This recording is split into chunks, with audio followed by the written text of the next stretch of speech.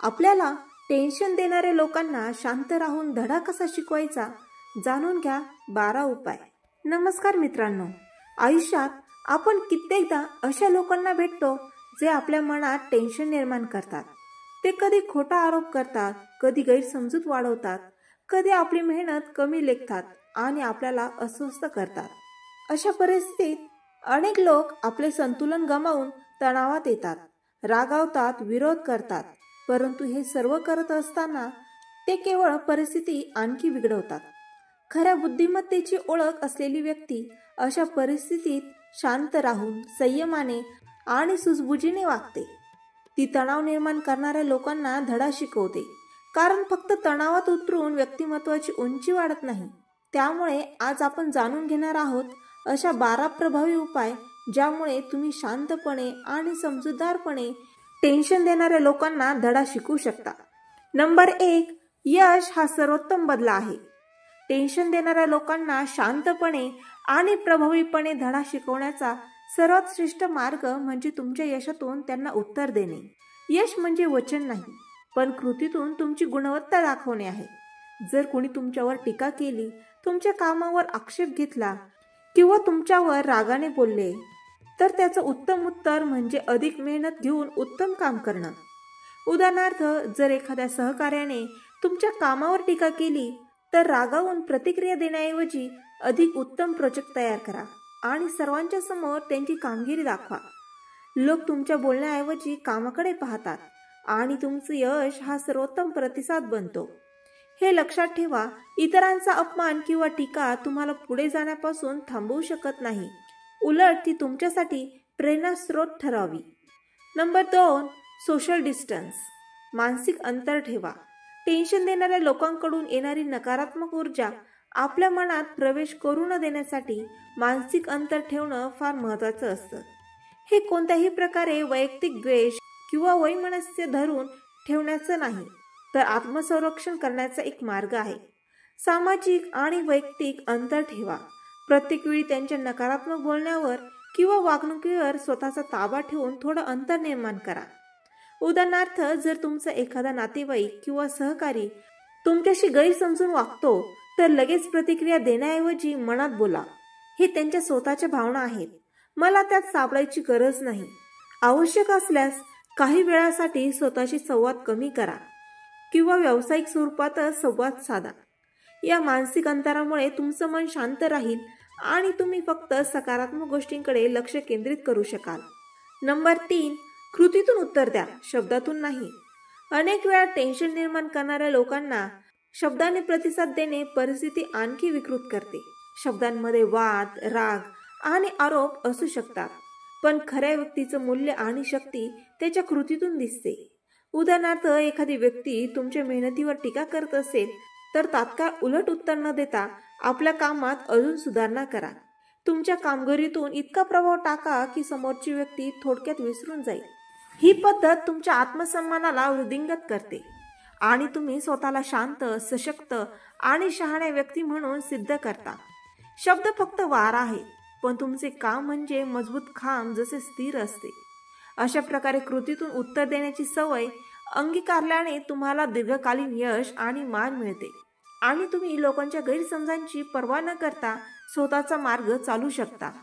Number 4, स्वतःच्या भावना ओळखा आणि नियंत्रण ठेवा। टेन्शन देणाऱ्या व्यक्तींचा उद्देश आपल्याला चिडवणे, अस्वस्थ करणे किंवा आपल्याला विचारवंत बनवण्याचा असू शकतो। अशा वेळी आपल्याला आपले भावनिक नियंत्रण राखणे फार गरजेचे असते। स्वतःला विचारा, मी का रागवतोय? स्वतःच्या भावना ओळखा, राग, दुःख, निराशा, त्यावर ताबा मिळवा। खोल श्वास घ्या, विचारपूर्वक उत्तर द्या किंवा शांतपणे प्रश्न विचारा। यामुळे तुम्ही स्थितीवर नियंत्रण ठेवू शकाल आणि प्रतिकूल परिस्थितीतूनही समजूतदारपणा दाखवू शकाल।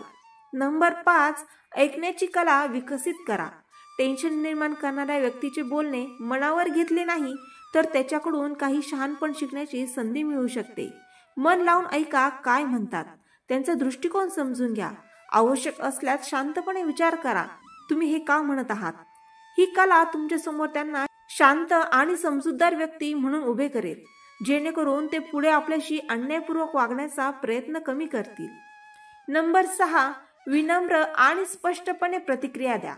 टेन्शन देणाऱ्या लोकांना धडा शिकवण्याचा एक प्रभावी मार्ग म्हणजे विनम्रपणे स्पष्टपणे उत्तर देणे. थोडक्यात आणि स्पष्टपणे बोला. आक्षेपार्ह बोलण्याच्या शैलीपासून दूर राहा. उदाहरणार्थ, मी माझ्या दृष्टिकोनातून हे थोडंसं वेगळं वाटतं. अशा प्रतिसादामुळे समोरची व्यक्ती अधिक चिडणार नाही आणि संवादाची गुणवत्ता सुधारेल. नंबर 7, वेळेवर शांतपणे विरोध करा. टेन्शन देणारे व्यक्ती आपल्याला धडा शिकवण्याच्या हेतूने चुकीचे बोलतात आणि गैरवर्तन करतात. तुम्ही संयम ठेवून वेळेवर विरोध करणे अत्यंत महत्त्वाचे असते. महत्त्वाच्या मुद्द्यावर फोकस ठेवा.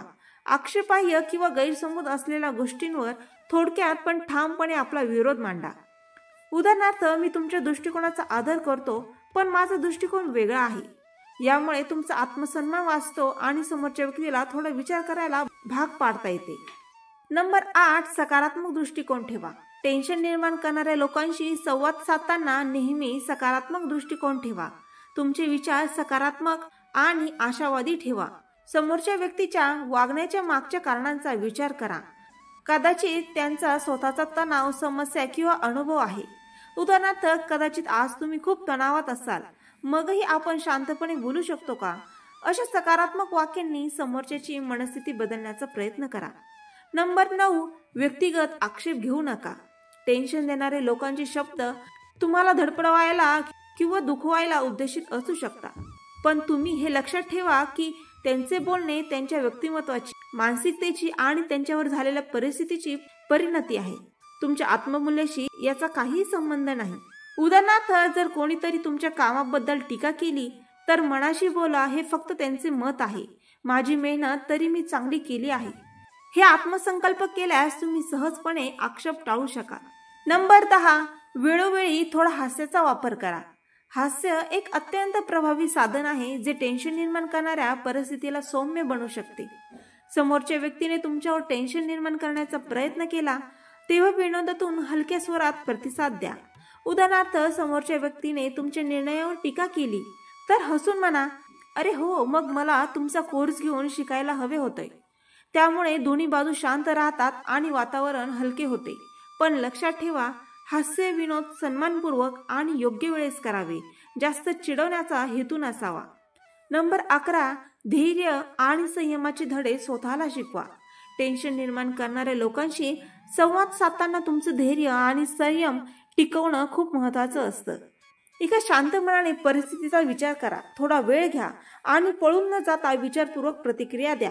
उदाहरणार्थ, माझ्या मनाला विचार करण्याची वेळ द्या, मग उत्तर देतो. असे केल्याने समोरच्याला तुमची परिपक्वता आणि आत्मविश्वास दिसून येतो. ही सवय तुमचं व्यक्तिमत्व अधिक सामर्थ्यवान बनवते. नंबर 12, योग्य वेळ आणि जागा निवडा. टेन्शन देणाऱ्या लोकांना धडा शिकवताना योग्य वेळ आणि जागा निवडणं अत्यंत आवश्यक असतं. सार्वजनिक ठिकाणी उग्र विवाद टाळा. शांत आणि खाजगी जागेत संवाद साधा. उदाहरणार्थ, जर कार्यालयात एखाद्या सहकार्याने तुम्हाला निंदा केली तर लगेच प्रतिक्रिया न देता थोड्या वेळाने एकांतात शांतपणे बोला. आपण हे मुद्दे थोडक्यात चर्चा करू शकतो का? यामुळे समोरची व्यक्ती तुमच्याकडून शहाणपण आणि संयमाची अपेक्षा ठेवते. टेन्शन देणाऱ्या लोकांना धडा शिकवण्याचा खरा मार्ग म्हणजे राग, चिडचिड आणि उलट प्रतिक्रिया न देणं. त्याऐवजी संयम, शहाणपण, सकारात्मक दृष्टिकोन आणि योग्य संवादाची कला अंगीकारणं अत्यंत प्रभावी ठरतं. हे सवयी तुम्हाला केवळ टेन्शन निर्माण करणाऱ्या लोकांशी निपटण्यास मदत करणार नाहीत, तर तुमच्या आत्मविश्वासातही वृद्धी करतील. आपण आपल्या अंतर्मनात शांती निर्माण करू शकलो तर कोणत्याही बाह्य परिस्थितीने आपल्यावर प्रभाव टाकू शकणार नाही. हे 12 उपाय नियमित जीवनात अंमलात आणल्यास तुम्ही आयुष्यातील कठीण परिस्थितींना सहजपणे सामोरे जाऊ शकाल आणि इतरांना आपले वर्तन सुद्धा सुधारण्यासाठी प्रेरित करू शकाल. तर मित्रांनो, आशा आहे तुम्हाला हा व्हिडिओ आवडला असेल. असेच सकारात्मक विचार ऐकण्यासाठी माझ्या चॅनलला लाईक, शेअर आणि सबस्क्राईब करायला विसरू नका. पुन्हा भेटूया नवीन विचारांसह. तोपर्यंत धन्यवाद.